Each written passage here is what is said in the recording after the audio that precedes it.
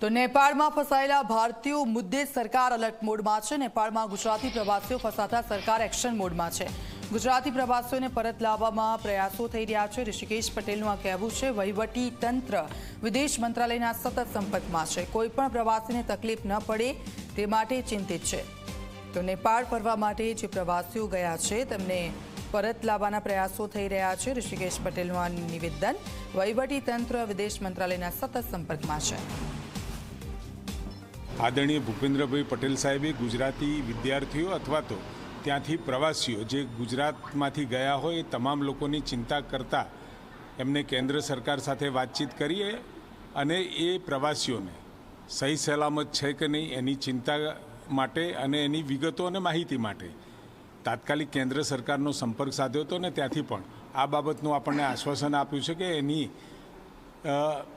ચિંતા અને ખાતરી કરવા માટે કેન્દ્ર સરકારે પૂરતા પગલાં અને ત્યાંની જે અત્યારે હયાત વ્યવસ્થાઓ છે વ્યવસ્થાઓમાં એ લોકોને કોઈ પણ પ્રકારની હાનિ ન પહોંચે એ પ્રકારની ચિંતા કરી અને વ્યવસ્થાઓ કરી છે।